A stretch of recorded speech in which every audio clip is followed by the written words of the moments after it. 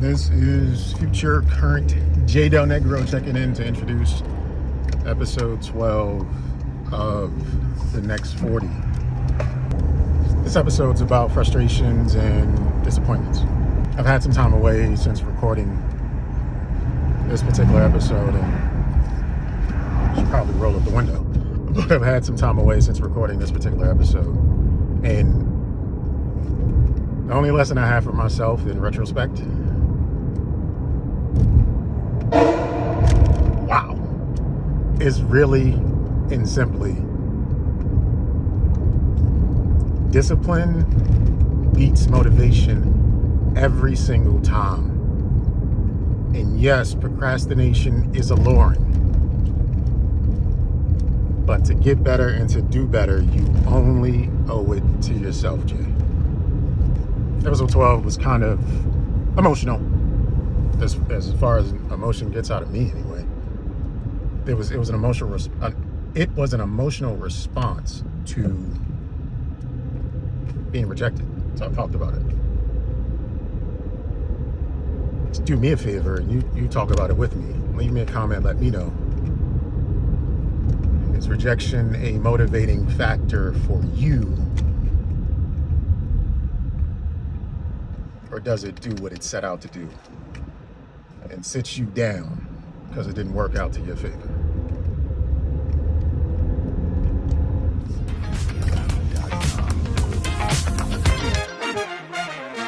Hey, welcome everybody to episode 12 of the next 40. This show is really just about negative feelings, frustration, and disappointment. That's the best way to say it. It's about frustrations and disappointments. My initial idea for creating the show was to come up with an ingenious way to tell a story. That ingenious idea was to record myself talking about something in the past and speak about it in the present. I'm having a conversation with myself. That was the idea, to talk to myself about something I wanted to talk about. Cannot say I followed through with that simply because life happens. Ideas come, things get in the way. Just doesn't always work that way. Doesn't come out the way that you set it out to be. And that's not a good or bad thing. It's just a thing. Sometimes you set out with intentions of doing something and it just does not go that route. That's fair. That's fine. That's life. But I always set out with the best of intentions. Trying to do something for me, trying to do something and get better at something else, which is storytelling. I'm trying. Trying isn't always good enough. I understand that. You don't always succeed. I'm prepared for that. Rejection always sucks. That's the point of this episode. Being rejected. Now, I've been rejected a few different times in a few different ways for a few different reasons throughout my life. Nothing always ever goes your way, which is fine, which is understandable, which is realistic, which is relatable, which is just a reflection of the human experience. It's a thing. It happens. Not really going to make a big deal about it. There are a few things I make a big deal about. My children, my romantic partner, the work that I do. And the work that I do is way under the other two things. All lifeblood, all vitality for me, all a part of the momentum that keeps me going. My children, my romantic partner, the work that I do. Children part's simple. I want the best for them. I want to lead by example. I want to coach, teach, and show them the way to be whole, full, thoughtful people. My romantic partner is a gift for me. Something that I can look forward to, something that I can be selfish about, someone that can bring joy to me and I to them, fully giving of myself, which brings me fulfillment and does not take away from me and what I expect. The work that I do is not my place of employment. The work that I do is the extension of myself, essentially the creative work that I do. Something simple as taking a picture to post on Instagram. Something a little more elaborate as a particular painting or piece that I work on. Sometimes I'm trying to figure it out along the way. Sometimes I have an idea. Sometimes it's just coming about as it's happening. Take pride in all experiences around the paintings that I do. Other times it's podcasting, creating a brand, sticking to the script, putting out content around and for that brand specifically. Those are the things I give a damn about. So if I'm rejected in any of those areas, I feel it. Today I got rejected in the creative space. And I want to share that. Some time ago, maybe 4 months ago, I submitted an entry to an art collective. I have been rejected a few times before for different art exposures or art experiences, art galleries or showcases. That happens. It's a part of the process. You are not it for everyone. I'm never expecting that I am it for everyone. And every time I'm selected, I'm amazed, like, oh, you like me, you really like me. This one I forgot about. I thought the collective, it's pretty good, not amateurish. They definitely put in good work and they have some quality people that have been a part of this collective before. Some people I admire, others I'm just like, I guess. But shot my shot. And with the help of ChatGPT, I answered their questionnaire, wrote a CV, filled out a mission statement, and did things I had never done before as an artist for the sake of this application. The thing I will commend them on is they stuck to their deadlines and they gave the information when they said they would give the information. A lot of times that doesn't happen.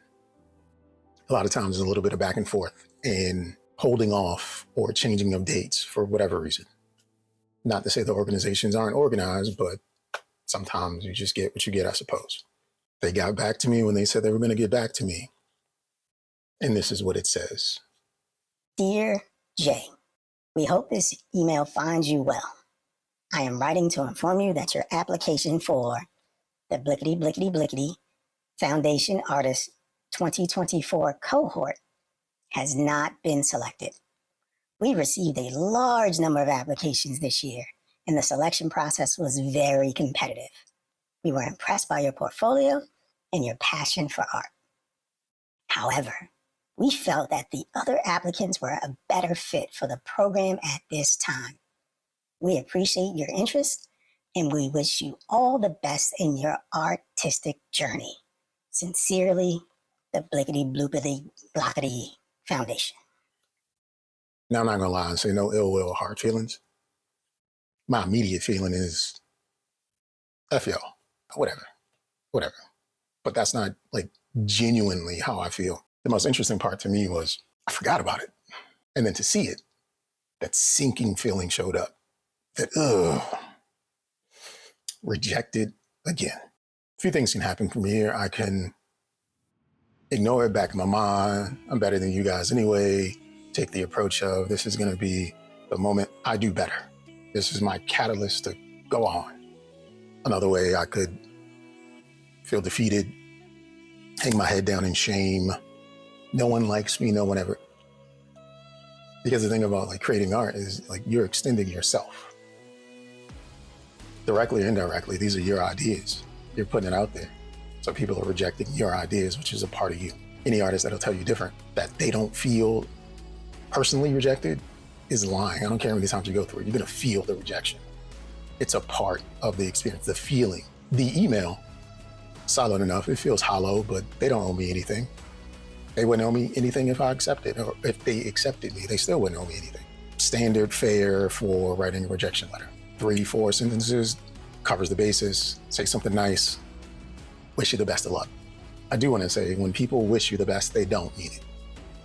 It's just an empty platitude. Never wishing anyone the best if you don't really wish them the best. That's just a way to say, I'm not concerned or considerate. In fact, I'm going to forget about you once this moment's done. It's just a way to say goodbye. I was working on a piece and I had just gotten past that ugly stage. And when you're creating art, there's always an ugly stage, and it might be an extended stage or just maybe a short stage, but there's always an ugly stage where you second guess what the hell you're doing. Like, oh no, I hope I can pull this out. Every piece, every time, there's always an ugly stage. And I had just gotten past it and started to build up on the piece. The piece is a still frame from a music video I shot about 8 years ago with my buddy J Soul and the rapper Substantial. It's them sitting on a stoop. Before the letter, I thought to myself, this is going to be the last technical piece. This is going to be the last piece I do for a period of time that shows that I can paint. I need to now show that I can design, because I don't sell paintings. I paint and everything's hanging up in my house, or I've sold a few here and there, or they're sitting in piles in different rooms of my house. But I hold on to everything not because I want to, but because people don't want it. I paint portraiture. That's what I'm pretty good at. And when it's a face that you can identify that this is a person, that takes away from the experience of wanting to have the piece. But if it's a face that you can identify this is a feeling, well, that helps. So I want to get better at design. In that rejection letter, it was just the point to confirm it's time to switch. So this last piece that I'm painting right now that some of you are actually seeing, if you're watching on YouTube, otherwise you're hearing me talk about it, you can go to the YouTube to see it for yourself. It's going to be the last pretty technical piece that I do. I don't even know if it's technical for the terms of saying technical, but my direction from this piece onward will be different in that rejection letter. It's just a reason enough to do it. No hard feelings to the Art Foundation. They have their reasons. I wasn't selected. Fine, cute, whatever. Still made a bad choice though. Okay, no, you did not make the right choice. And I guess the lesson from this all and what to look forward to is you can't really wait for somebody to say your name in the room. However you get into that room, make sure you speak for yourself. At least that's what I'm going to take from it. That's my rant. That's the end of this one. This was not the anticipated episode for episode 12, but I made it anyway. So if you have any thoughts, opinions, ideas, concepts you want to relate around rejection and what that does for you, let me know. Send me an email at jdelnegro@gmail.com. Look me up on Instagram under jdelnegro. Since this is the end of the episode, I'll say what I always say. Welcome to the next 40.